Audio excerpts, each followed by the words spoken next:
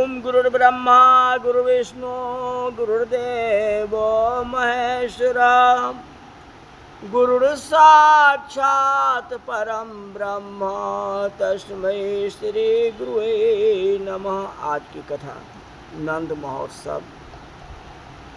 जन्माष्टमी के रात्रि के 12 बजे नंद बाबा जाग रहे थे। ब्रजवासी आए, सबके साथ वार्तालाप किए। फिर उनके गुरुजी आते हैं, शांडिल ऋषि आते हैं, उनसे भी वार्तालाप किए। बात करते करते 12 बज जाते हैं। ऋषि महाराज कहते हैं अब जाकर के सो जाओ, रात बहुत हो गई।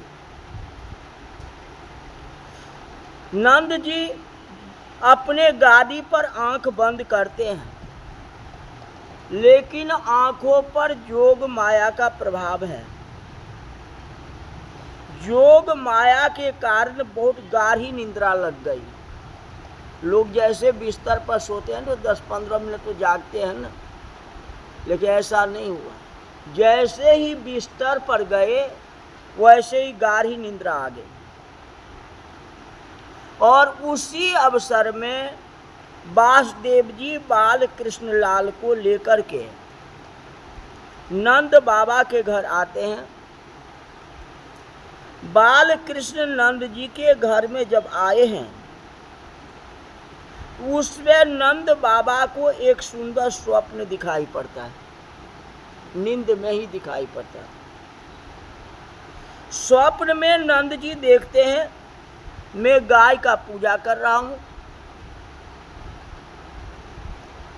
नंद जी देखा कि जसोदा जी के गोद में एक अति सुंदर बालक है। पहले गाय को देखे और फिर जसोदा जी के गोद में एक सुंदर बालक है। अब बालक जन्म लेते ही खेलना प्रारंभ कर दिया है। बालक जो छोटे होते हैं ना, हाँ, उस समय कैसे खेलेंगे, लेकिन ये स्वप्न में देखते हैं जो उसी समय बालक खेलना प्रारंभ कर देते हैं।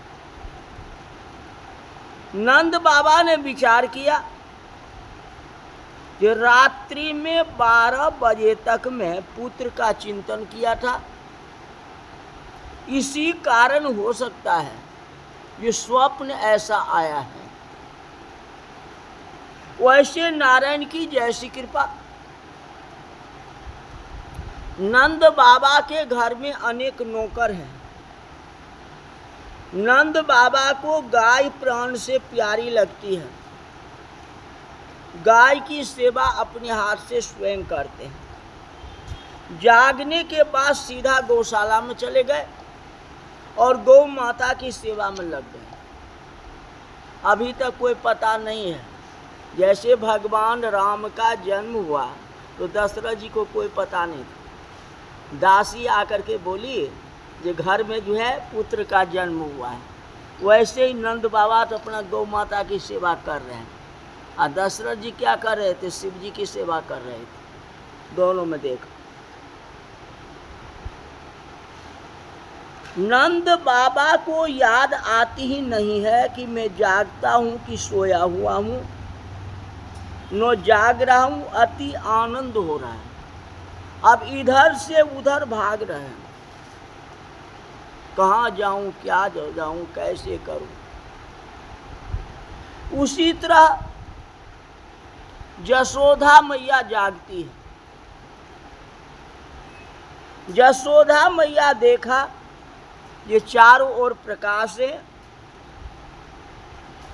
फिर देखते यह बालक है कि कोई हीरा। ऐसा प्रकाश मैंने तो कभी देखा ही नहीं। जसोदा मैया बाल कृष्ण को गोद में लेती है। जन्म हुआ वह जसोदा मैया भी नहीं देखी, जगने के बाद देखी है जो साथ में कोई वस्तु जो है प्रकाशित हो रहा है। जसोदा मैया कहते हैं ये हीरा है या लल्ला, कौन है पता नहीं। उनके गोद में लेते हैं, उनको गोद में लेते हैं। एक एक अंग को पहले ध्यान से देखते हैं। पहले चरण कमल, फिर हाथ, फिर नेत्र, फिर मुख, फिर चूमते हैं, मतलब सुगंध लेते हैं।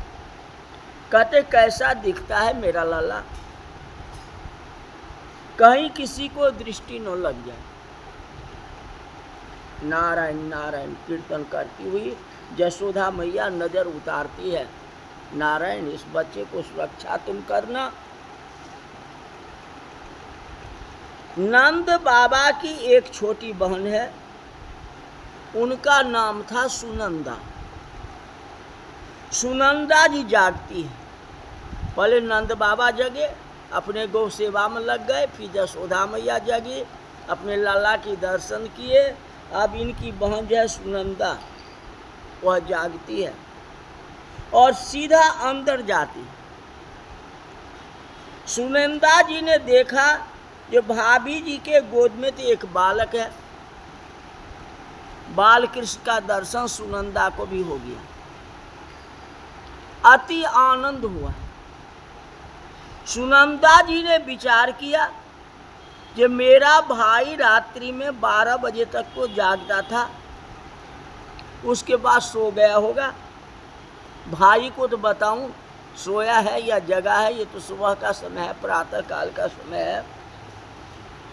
सुनंदा दौड़ती दौड़ती जाती है। नंद बाबा का सैया तो खाली है, कि नंद बाबा तो उठ करके गौशाला में चले गए थे।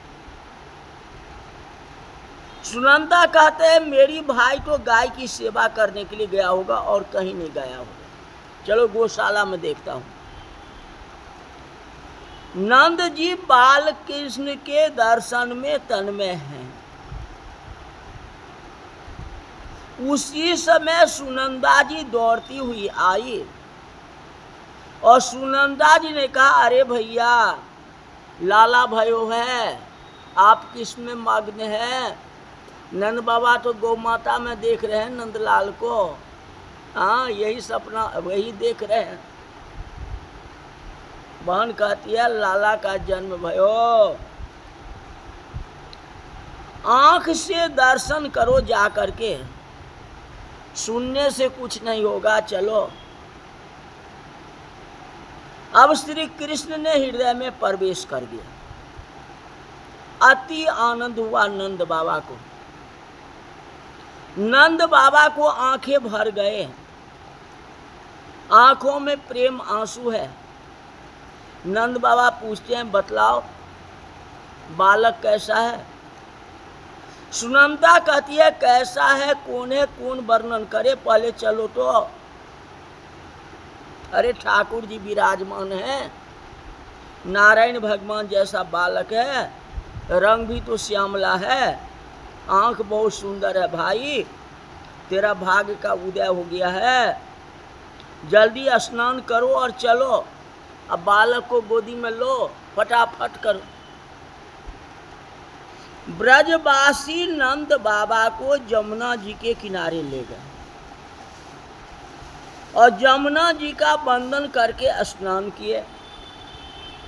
ब्रजवासी नंद बाबा को श्रृंगारते हैं, बाबा आज बड़ी भारी उत्सव करना है।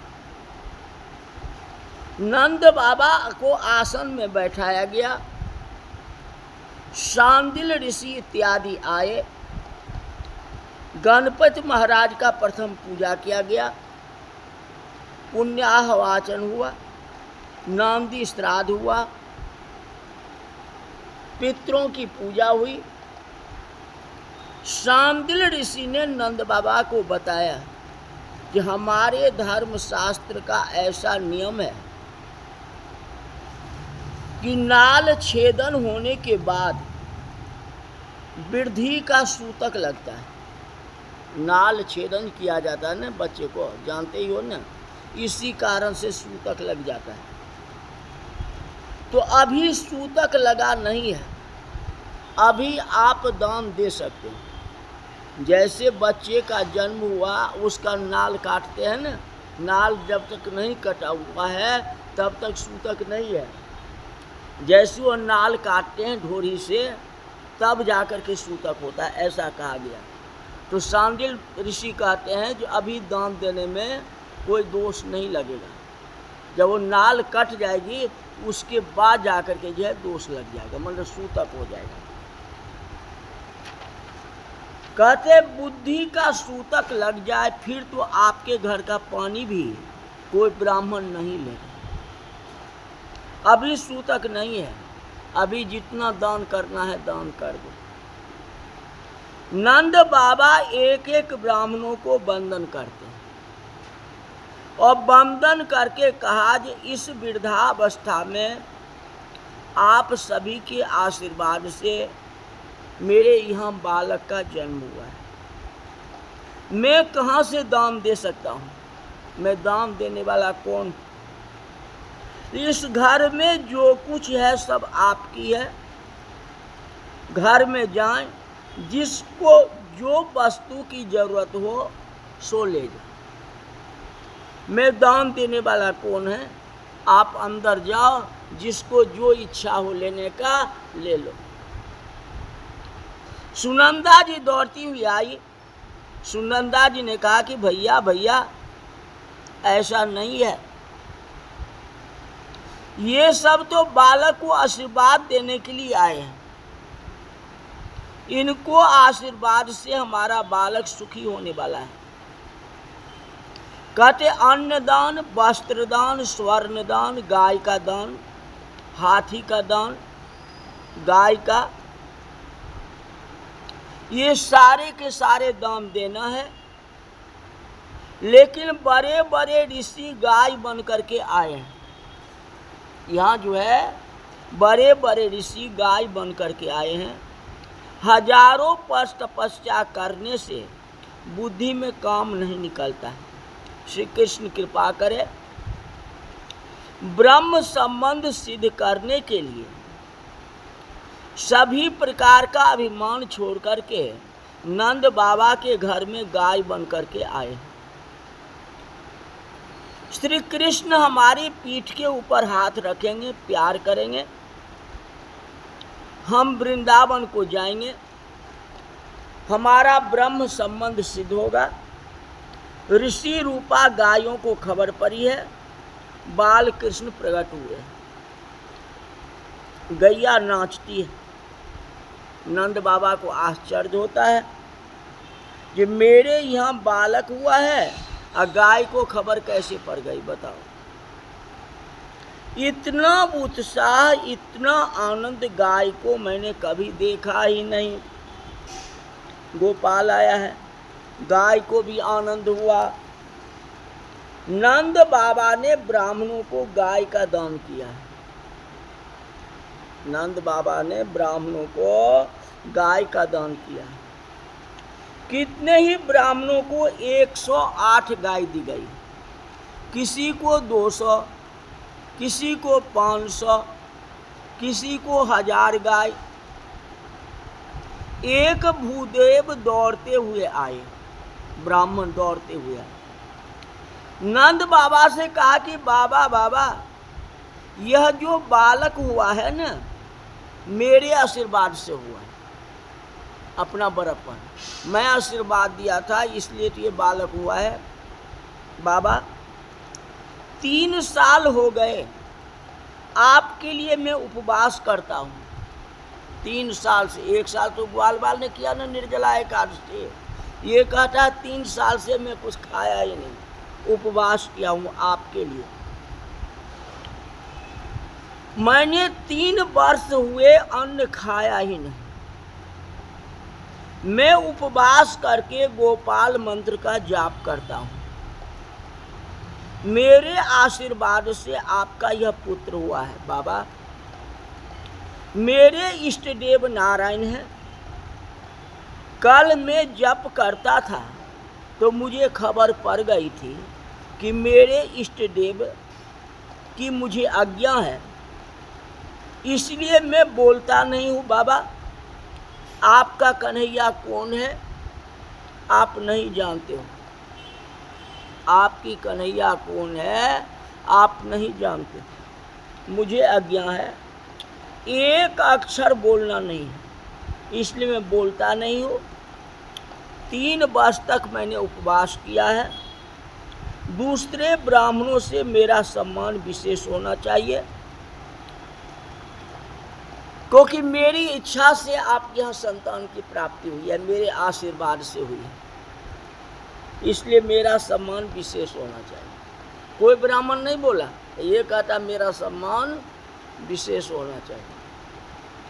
नंद बाबा का हृदय पिघलता है। ब्राह्मण ने 3 वर्ष तक भोजन नहीं किया, इसको मैं क्या दूं? नंद बाबा ने ब्राह्मणों को 5000 गाय दान में दे दी। सबसे ज्यादा गाय किसको मिला? इसी ब्राह्मणों को, 5000। ब्राह्मण को आनंद हुआ, गायों को लेकर के घर में आता है। उसका घर कोई बड़ा नहीं है, 5000 गाय रखेगा कहाँ? दे तो दिए नंद बाबा ने, और रखेगा कहाँ? कोठार में गाय ले गया, रसोई घर में गाय को ले जाता है, तो छत के ऊपर गाय ले जाता है। घर वाली जल भरने के लिए गई थी, उसका स्वभाव थोड़ा कड़क था। कहते जल लेकर के आई है। उसने दूर से देखा, कौन? उसकी घर वाली ने दूर से देखा, रसोई घर में गाय दिखाई पड़ती है, उनको ठीक नहीं लगा। उसने कहा बहुत लोभ हो गया है क्या? इतना लोभ करने की क्या जरूरत थी? अपना घर कहाँ इतना बड़ा है, इतना गाय क्यों लाई आपने? जब आपके पास रखने का जगह नहीं था, इतना लोभ कौन चीज का? इतना गाय नहीं लेते आप।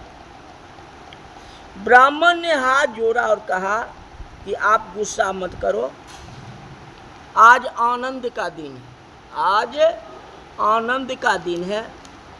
मेरे आशीर्वाद से बालक हुआ है। किसको? नंद बाबा को। मुझे 5000 गाय दान में दी है। मैं जानता हूँ कि घर कोई बड़ा नहीं है। मैंने ऐसा विचार किया है कि 1000 गाय सारे भाइयों को दे दूंगा, इसमें से 1000 गाय भाई को दे दूंगा, और 2000 गाय मैं तेरे पीहर में दे दूंगा, पीहर में। ब्राह्मणी ने कहा सो तो ठीक है, पर और भी तो ब्राह्मण थे, इतने गाय आप लाए क्यों? ब्राह्मण ने बताया मेरे आशीर्वाद से बालक हुआ है ना। ब्राह्मणी ने जब सुना कि यशोदा के यहाँ बालक हुआ है, तो उसे और आनंद हुआ। अभी तक आनंद नहीं था, लेकिन अब और आनंद हो गया। ब्राह्मणी के घर में 7 कन्या थी, एक भी पुत्र नहीं था।